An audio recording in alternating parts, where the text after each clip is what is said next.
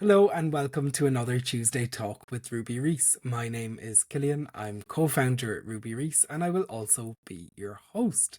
This week, a super exciting guest and conversation on the way for you that is with Éadaoin from Hounds and Helis. Many of you will know her and she's been on the podcast before.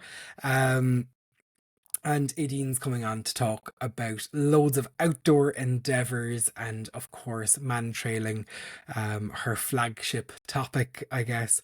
And it's a really, really interesting conversation. I can't wait to share that with you.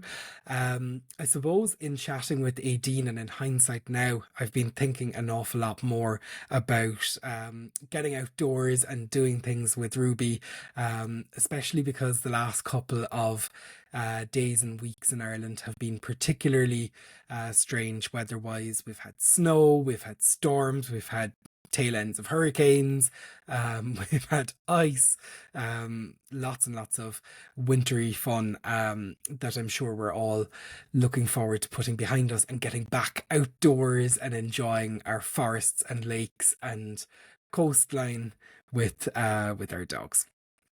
So I suppose in thinking about that, it's interesting to think we're often speaking about enriching our dogs' lives on this podcast, and I suppose I've been thinking a little bit this week about how dogs enrich our lives, and I suppose the very reason that we have dogs is for that companionship and for sharing experiences together, and it's supposed to be enriching for our lives too, and as we'll explore a little bit with Éadaoin as well in the episode, dogs are a great way of building community, of getting out there and enjoying our lives that little bit more, and of course finding experiences that are pleasurable both for the human end of the lead but also the dog end of the lead. So I suppose it's worthwhile just contemplating, all of us, how much we're getting out of our relationship with our dogs and how much making them happy makes us happy as well.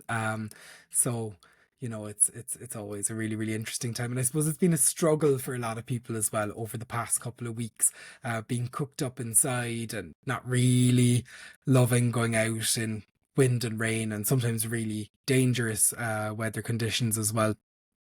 So we've all been trying to do snuffle games on the stairs, or using rugs and things like that, and of course snuffle mats and all the rest of it, and Kong toys, I'm sure, to enrich our dogs' lives. But it's definitely well worth thinking about the upcoming springtime and hopefully a little bit of summer that we might get in Ireland, and how we might use that better weather that's being promised to us to enrich both our own lives and our dogs' lives. So that's enough of me ranting. It is now an absolute pleasure to introduce the conversation that I had with Éadaoin. Éadaoin, welcome to the podcast. Thank you very much for coming on and joining me. Thank you very much, Killian. It's delighted to do it again. I think this is my second time on it, so it was a while since I was here the first time, but I'm looking forward to talking about oh my God, things have changed so much since I was first talking to you. So it's really looking forward to this now. So thank you for inviting me on. Totally. I'm delighted to have you back. And would you do us the pleasure of introducing yourself once again?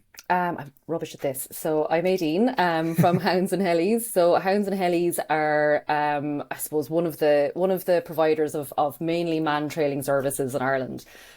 So we do man-trailing, but we also do air scent training and cadaver training. Cadaver training has gotten pretty big actually recently as well. It's kind of rivaling our man-trailing offerings too. And then on top of that, we have our waterproof dog here. Actually, we have some of it behind me here. So we make leads, collars, and long lines. That was a brilliant introduction. Thank you very much. And maybe we could just start off basic. I know we're going to go in on a very specific direction with this conversation, but maybe we could talk about what mantrailing is, just to kind of bring everyone along with us on the conversation, and maybe also even cadaver training as well, as you mentioned, and what the differences between those could be. Yeah, absolutely. So mantrailing, it's a kind pretty much what you see in the movies. Like when you see the American movies and the guy gives the dog a sniff of the scent article and says, you know, go get him, boy, and the dog puts the nose to the ground and follows the route to find the person. That's in a very basic nutshell what mantrailing is. You know, it is so much more than that when you get down to, I suppose, how the dogs work, you know, the level of distraction they have to work under, the level of concentration it requires, reading the beautiful body language that the dog gives you on the trail, and then how you slot into that as a handler, where your job is to facilitate all that beautiful work to happen for your dog, but not influence it. And that's such a fine line between facilitating the dog to work and not influencing the dog to work. So it's lovely, and people are constantly working on that. It's something where you're never like, you know, I'm at level whatever of mantrailing now, I'm done. Like that never happens. It's something that you're Yeah. constantly working towards and learning new things. And then I suppose I'll talk a little bit about cadaver training, and then I can kind of see, you know, how they compare and how they contrast. So the cadaver training is where we teach the dogs to find human remains. So it's something obviously to do in search and rescue. It's something I started in a very small scale initially when we were kind of well established with mantrailing and air scent. And lots of people were curious about it, and lots of people were very interested in it. So started doing it, and a bit like the mantrailing, when they started it, you're not too sure how quickly it'll take off, but the cadaver training got very, very, very popular. So with cadaver training, it's a little bit more flexible in ways than mantrailing. So your dog can work on or off lead. You need to be able to work your dog on or off lead. The off lead part can come a good bit down the line. You can work them on lead all the time if you want. But if you want to do some area searching, off lead obviously is great for that. But a lot of the areas we work are then a fantastic mixture of urban areas in town parks. We might work industrial parks, but we can also do the woods, the forest, the side of the mountain, the riverbank, and all those kind of things. Like so, and everywhere in between. So there's a lot more flexibility in the areas that you can work with your dog as well. The other thing then with cadaver work is that it is so we have our scent sources that are kind of they're pre-prepared, and you know we obviously are very careful when we're handling them, and you know it's just a small amount of source scent that we ask the dog to look for. And when we talk about source scent, that's the cadaver odor, and we hide that for the dog to look for. So the dog is searching for that odor, and when it finds the source of it, it'll indicate and tell the handler that it's found. And we start on land, but then we go everywhere from burying it to putting it up a tree to eventually it's going to be submerged, and eventually so we'll be working dogs on boats to find submerged cadaver source as well. So there's a huge journey that you can do when it comes to cadaver training. How it differs from mantrailing in a way is that because you're asking the dog to search for an odor, whereas in mantrailing they're starting with that scent and they're following it. With cadaver work, it's a little bit more input from the handler because you're asking the dog to search an area, and the dog doesn't know, you know, what's the size of my area, where do you want me to look? So it is very much more directed by the handler to search. And then the other side of things as well is you, like I said, you want to be able to work them on and off lead. So it's a little bit like your dog kind of has to get used to be able to do both very small searches on maybe like a piece of land where we've buried something. It might only be 10 square meters. We're asking the dog to search that, or else you might have a big field that's 15 acres and suddenly the next day it's being asked to search that. So it's a wide range of skill set that we give to the dog. Big ask for both the dog and the handler then in all those different situations. And I suppose a lot of people that participate in both the cadaver searching and the mantrailing, a lot of people describe it as addictive. So what makes mantrailing such a fun and fulfilling activity for both the dog and for the handler? Do you know what? I think it's very different for everybody. And I think there's quite a wide range of why it can be so addictive. I think people just essentially love spending time with their dog. People love talking about their dog, and people love seeing their dog do well at something. The other side of things is people love spending time with other people who love dogs, and it's so much Mm. fun to talk about, like, I see people in our groups who, up to a couple of years ago may have never met each other before, and suddenly, like, they're, great friends. They're, heading away for weekends together and their dogs, and they're meeting up for coffees and walks, and it's not just the training anymore. So it's addictive in that way, as I suppose there's a layer of it around this time of year that I think is really important, and especially for women. Whereas, we train a lot of evenings, we train like midweek in the evenings. And it's very rare that you can go out and get some activity and exercise for you and your dog in the dark on a late night evening, with a group of people, and also feel safe doing that. So it's like, I get that a lot from women, that they feel like it's a really nice outdoor activity that's social. And in the wintertime, it's also getting them out in the evenings where they can exercise, feel safe with the group, and they're kind of ticking all their boxes that way. Yeah, nobody's going to be taking on a group of say 15 man trailers with No. their dogs. No, especially when they hear our conversations. So, I was going to say, yeah, exactly, looking for cadavers and everything. exactly. So you'd frighten them off pretty quickly. That's brilliant. And that also kind of ties into my next question. Like, who usually takes part in man trailing, and is there a bit of a stereotype? It is definitely very much women led at the moment. Now, we do have, Mhm. like, there are some men that come, I feel maybe I should do more to attract men into man trailing. But it has become a very popular activity amongst women. I don't know. We chat about it every so often about why is it so popular amongst women and a little less popular amongst men. The honest answer is I've absolutely no idea. I think that there is a bit like dog training in general. I think a lot of dog trainers at the moment are women, and maybe the industry is becoming a little bit more female led. But it's also nice to have a balance. So it would be nice actually to have a more of a greater balance in generally in classes. That I suppose the typical type is, I suppose a bit like myself, kind of like a certain age range, somewhere between like mid-20s and probably into 50s. People tend to have either, like, the kids are growing up, or else they don't have kids yet, or they haven't started a family, and the dog is almost like, not even almost, the dog is a member of the family, and Mhm. they just, they're absolutely adore the dog. Like I said, people love to see their dogs do well at something. And it's very much with man trailing, like, unlike any other sport, most other sports are handler led. It's like, I teach my dog, I ask my dog to do this and it does it. I train it to do it and it does it. Whereas man trailing, you can't, it's the dog using all its natural abilities to hunt, to find. And it does it because it loves it, not because you've told it to, that way. So there's lots of ways that we see how much the dogs really enjoy man trailing. And one of the things that always sticks out for me is, we have so many dogs who, maybe sometimes don't like wearing like harnesses or stuff like that. They might have some body sensitivities, and people often say to me, "Oh God, will he ever? Do you think man trailing will kind of help with that?" And I'm like, he'll absolutely love his man trailing harness, but it will do nothing to him with his walking harness.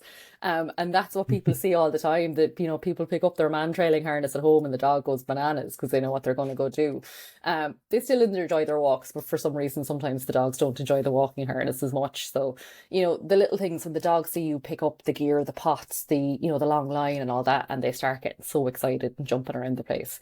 And I get sent videos of that very regularly, which is lovely.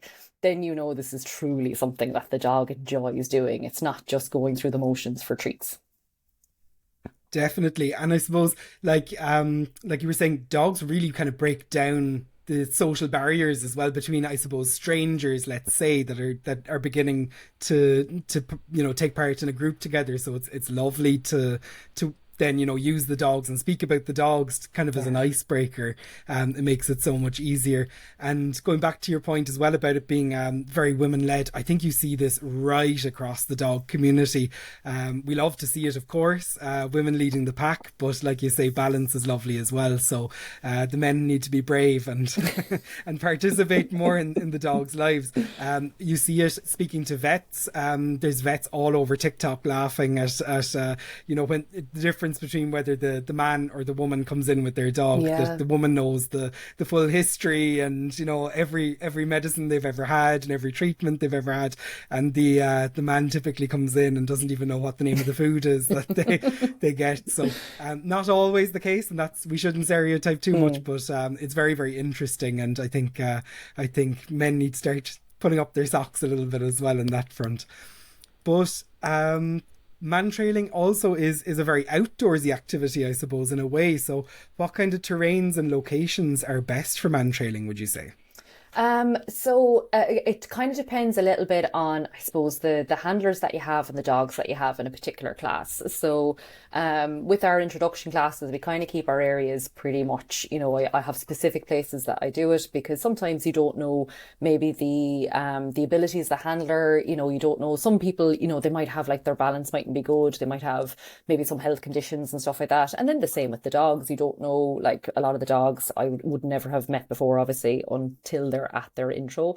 And you see a dog and, you know, age 5, and, you know, that age 5 could have health conditions or could be perfectly healthy. So usually for intros, we keep, you know, the areas are very kind of just, you know, level, smooth. There's no hardship. There's no uphills involved or, you know, big steps or staircases.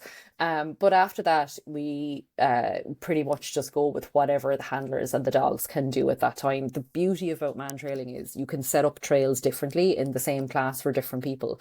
So you can, if somebody's looking for a little bit more of a physical challenge as well, where the dog is going over maybe something a little bit more uneven ground and stuff, you can set that up. And if somebody's not looking for that at that time, you can set up a trail in a different area.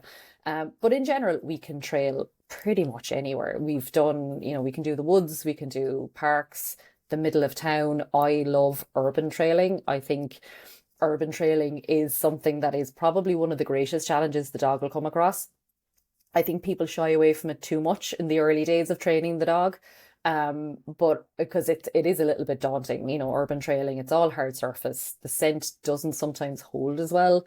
You've got traffic, you've got other pedestrians, there's a lot more distractions with the dog, so it can be very overwhelming for handlers. But if your dog can trail in an urban area, it can trail anywhere. So if you crack that nut early on and build the dog's confidence in a nice incremental way and build the handler's confidence as well, training in the woods is no problem. Like if they've done it in town, training in the woods is absolutely no problem. So I love urban trailing. We tend to normally do the urban areas on a Sunday, but we're starting to, because handlers are feeling more and more comfortable, so we're starting to do a lot more of our urban trailing now as well on a Saturday when town is a lot busier.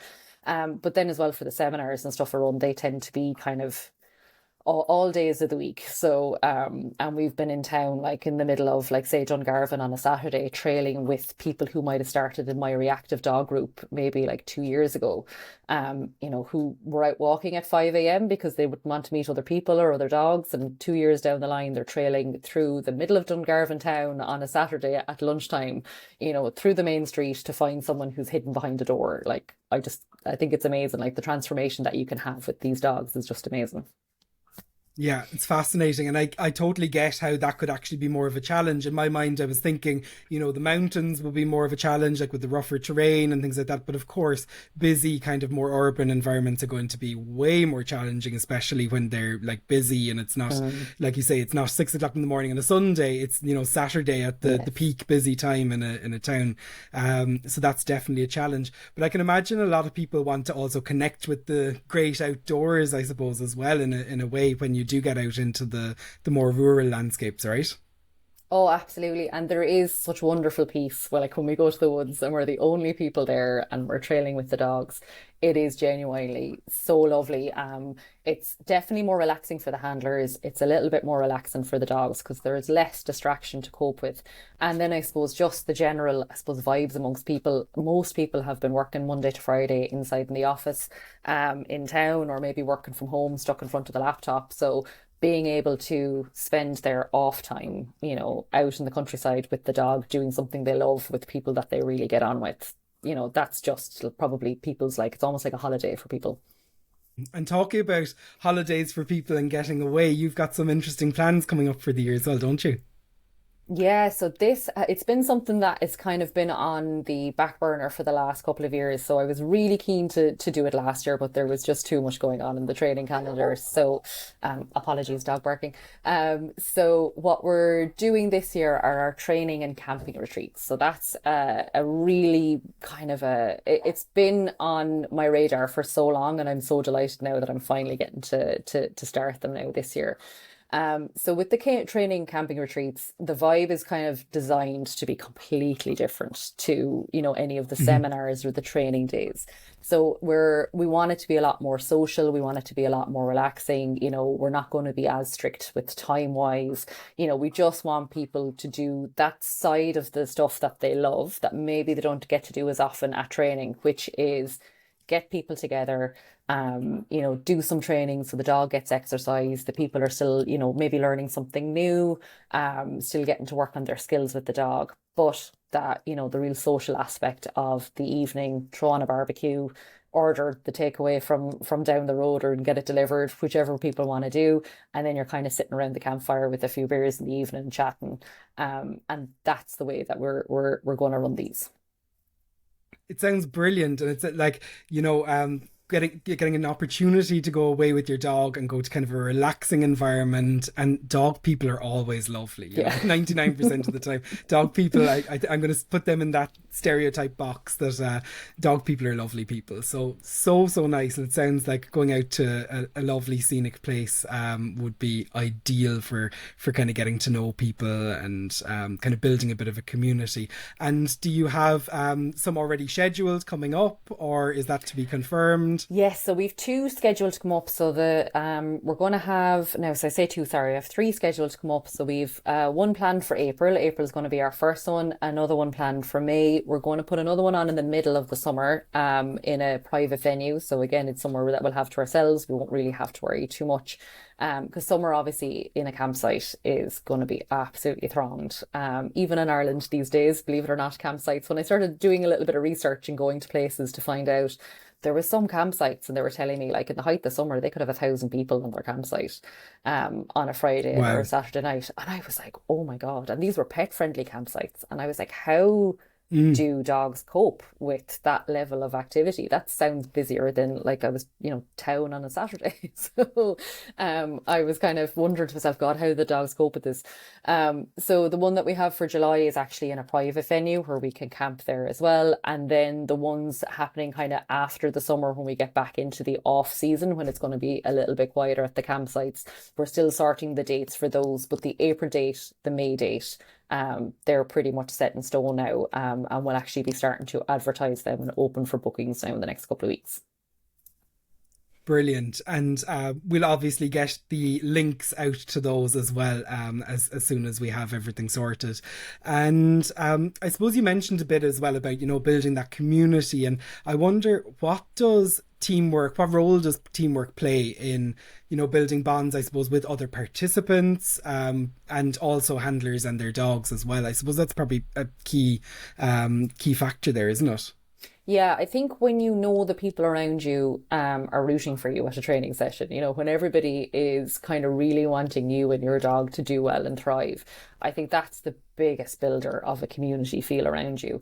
And it's something that I've always promoted kind of in Hounds and Helis, where, there's no competition between, two dogs out trailing. It's the only thing that you're doing is you're trying to improve what you're doing, but you're never in competition with the person next to you. So it's always been very much about teamwork. It's always been all the other handlers, if they're not running their dogs, because they're watching a dog or they're hiding for a dog, or they're doing the job of flanker, which is kind of just being a second set of eyes to look out for, are there off lead dogs coming up? Is there a little bit of traffic about to come by?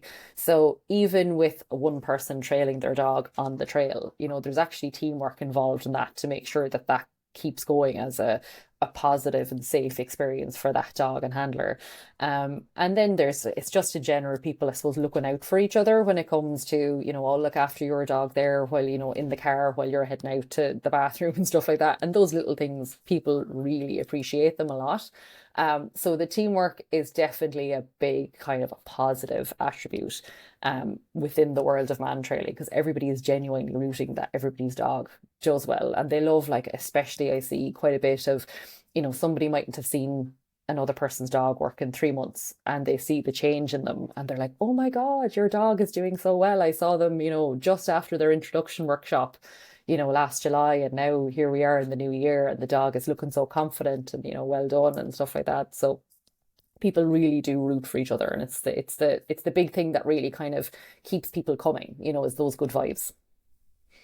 I was gonna say, man trailing, I suppose, is becoming more and more mainstream in a way. And do you think it's this positivity and a kind of lack or lessening of competition that's kind of driving some of its popularity? I think so. I think in general there is, and we had a bit of a chat about this another day as well, that there is in Ireland, there is, and look, probably across the world, there is a huge shift in dog ownership from, Mm, the dog is there to, this is the family pet and we take it out for walks, on a Sunday, and besides that we feed it and bring it to the vet, and it lies on the couch and it watches TV with us. And it's changing from that into, how do we now also enhance the dog's life, and how do we mm, spend more time doing stuff with the dog that both us and the dog enjoy, rather than just bringing the dog along for a walk. You know what I mean? So there's yeah. a huge shift towards what helps the dog's well-being. Is my dog thriving in life? Is my dog really enjoying its life and stuff like that? So I think that's what's opened up people's minds to go, what else could I do besides, the being responsible and bringing the dog to puppy classes, and, then, making sure it has activity and stuff. What mental enrichment can I do with my dog? And I think that's what opens doors for people into man trailing. And then they discover all the other fabulous stuff as well. Yeah, and I suppose you see it across all parts of kind of lifestyle and entertainment, and everything people do in their free time really is, people are looking for experiences. It's experiencing things together, be that with your friends or with your dogs. That makes total sense. And I suppose, as kind of a finishing up topic, then the future of man trailing. Are there trends shaping the activity, and what do you think the future of man trailing is going to be? I think it's quite exciting, because I think there's lots of different things happening with man trailing in Ireland. So there's lots of different, say, like, I wouldn't necessarily call them course providers, but maybe people who are training kind of instructors in different ways of doing man trailing, which is really nice. Some are kind of like, they do tracking first and then they go on to trailing, and then some are doing something else. So I really like the variety that's coming into Ireland on man trailing at the moment, because it really does broaden everybody's skill set. I really love that people seem to want to do more. So, a big load of my workload would have been weekly training and seminars. That was it kind of for the first couple of years. That's what people really enjoyed. But now, say, with the whole camping and training retreats, it's almost like people are looking for, just the holiday feel about it as well. So it's always like man trailing tourism, where people want to travel and do man trailing and kind of broaden that experience with their dog. So we have, like, actually I've had a few inquiries from the UK, people coming to Ireland over the summer months next year, or this year I should say now. And they're wondering, can they book in and do some trailing with their dog while they're over? And, they already trail. So I think man trailing tourism is going to be quite a good thing. And I think it's going to draw a lot of interest from people who are looking for more than just a class. Definitely. Really, really exciting. Thank you so, so much for coming on, Aideen, and sharing everything about what's going on in the man trailing world, and definitely what's coming up this year. And I'm really, really excited for what's coming in the future as well. So thank you so much for coming on. Thanks a million, Killian. It's been brilliant. Thank you. Thank you. And once again, a huge thank you to Aideen for coming on and joining us on the podcast this week. As always, it was an absolute pleasure speaking with her. So I suppose if you want to find out a little bit more about what Hounds and Helis has coming up, we have put lots of website links as well as social media handles into our description. You can, of course, also find the Ruby Reese website and our social media handles there as well. And of course, our web shop. If you would like to support us as a small Irish business, we would extremely appreciate that. I suppose I can highly recommend things things like our our guilt-free treats that you might want to use while you're waiting to go on one of Aideen's brilliant retreats this year. You can do some home training, or get out there in the garden and build some good experiences already with your dog. Build that partnership up so you can enjoy your trips away this spring, summer, and then of course in the coming autumn as well. And of course, if you're getting outdoorsy as well in the next while, you might appreciate our leave-in conditioning spray. It's great for getting rid of wet dog smell, and our shampoo. So that's enough from my side. Please go check out all of our links. And of course, we bring out a new podcast episode every single Tuesday. So if you're interested in listening to us again, please give us a follow, like, or subscribe wherever you listen to your podcasts. And we look forward to seeing you with another podcast episode next Tuesday.